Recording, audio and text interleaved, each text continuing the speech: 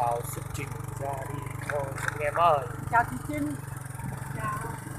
Dấu anh cho hát đi đâu thấy chụp lại nhà đâu mà đi xe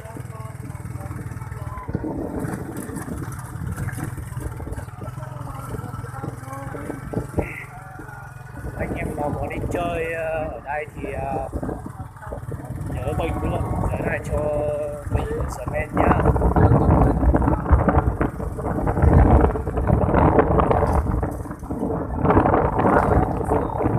Đây là một điểm mà nó hơi giấu giấu một tí, nếu ai chưa tìm đến đây thì chắc là sẽ không biết đâu.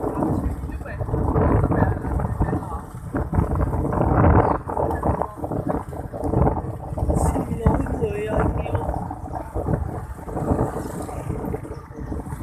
Đường này cũng khá là bèo. Lớn cho là qua ba ngày mai. Cho phải nó lâu nó kia là phải nó Đúng đâu rồi. Dạ. bình thường. Ó luôn rồi, nó phải chạy đi rồi. Chỉ xin hỏi. Cái sao mà tài khoản cái số này? Đây là cái đường tàu Là nước bà chợ ấy. Là nước bà chạy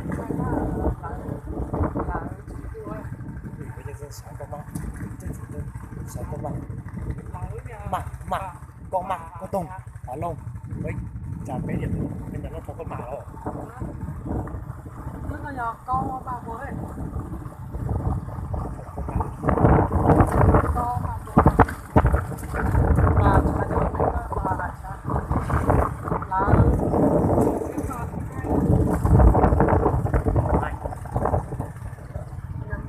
thì chẳng bao là ngày mai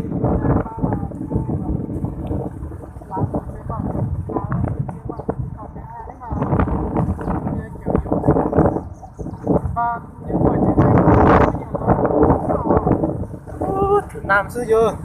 Việt Nam không có mạng. Việt Nam có làm chỉ có mạng.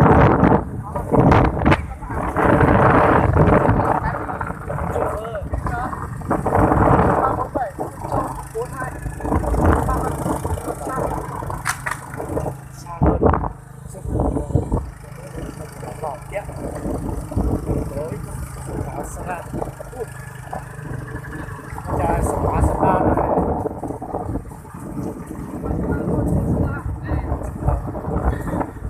Đi khác rồi cái này là sắp ra được tôi ở trực phong ấy ai nông tì cho khăn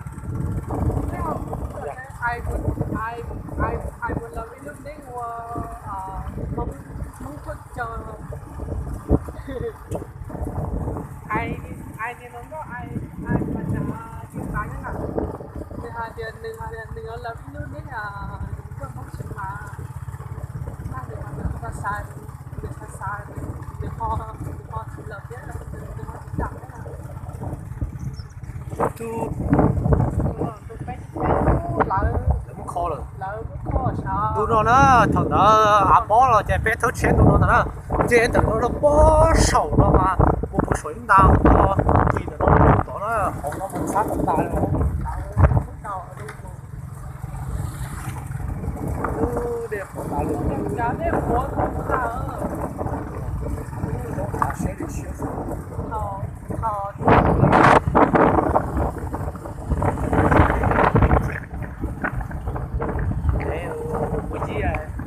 có gì ở đây chỗ có gì sợ thì có gì nhận tập tập chứ chạy thế là đúng không là ta đâu có chứ là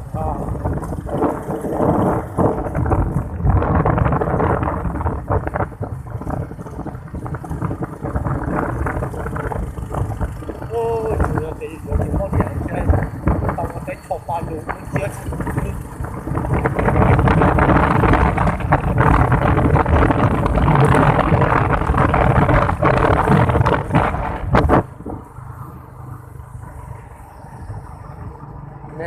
nên先切那个肉。nên là nó không có vấn đề này, để cho nó chỉ vấn đề là nó cái vấn đề lò này.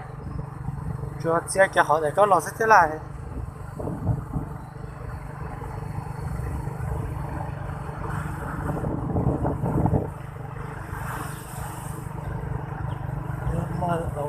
ôi dồi ôi, giờ đây tụi bò dí lẩu đã đây nhắc ấp trong này kìa.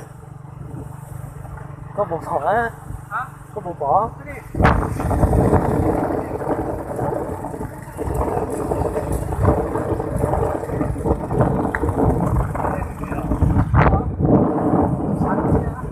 Nhắc ấp trong đấy không? Giờ bò dí mà đã đây mà chỉ xong một chỗ trốn trốn chỉ cả, đây mà nhắc ấp trong sự.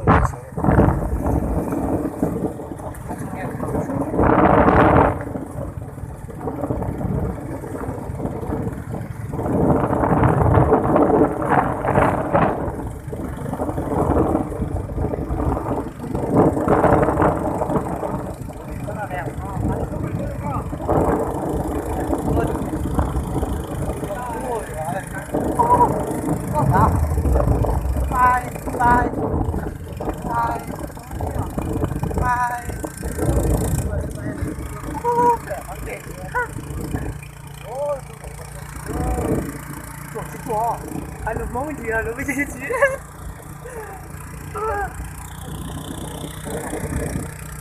Quay lại cho tất cả các anh em không? Đông chưa hôm nay là anh em vài bữa làm ruộng rất là đẹp.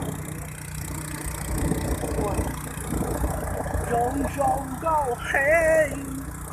Rồi có thằng quay ấy, nếu cái gì có nhà phải vái tay chứ. Cái gì? Đồ ra mà gì đó. Đấy.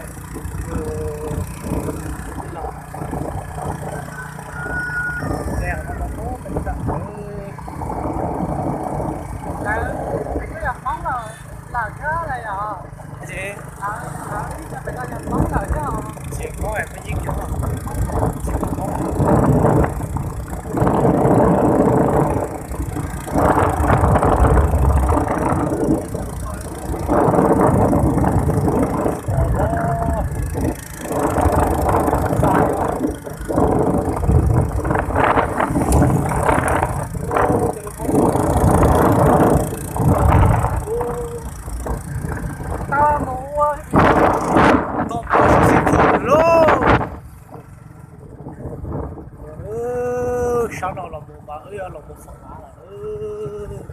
chạy kia nó nhiều hết còn trong nó lở nó kia nó cái gì chỗ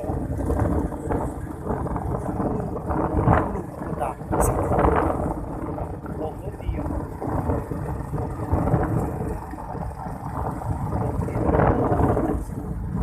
để tết tết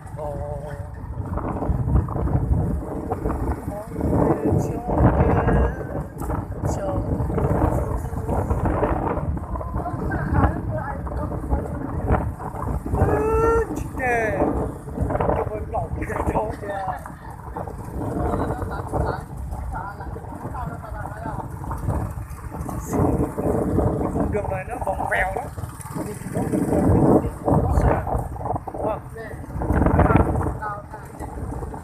sẽ cho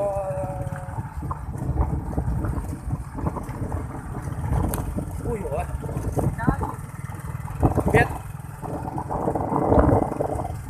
ui Sapa này em gọi liên tàu rồi đến Sapa bỏng là sẽ tai nạn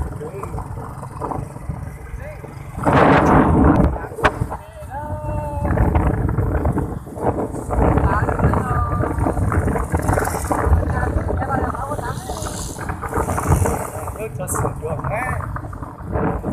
Cái này là nước cho sửa chứ không phải là làm đâu. Cái ở nhà mình sửa rồi à? Nước cho sửa.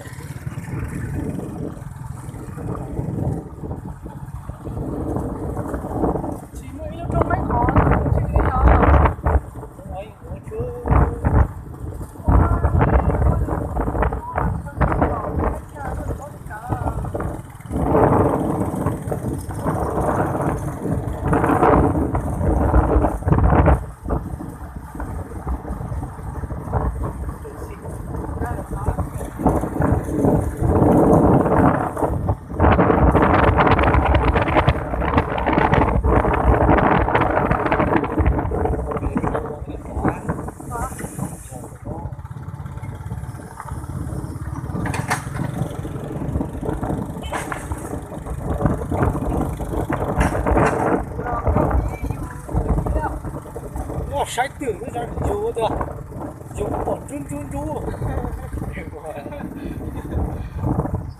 你别多。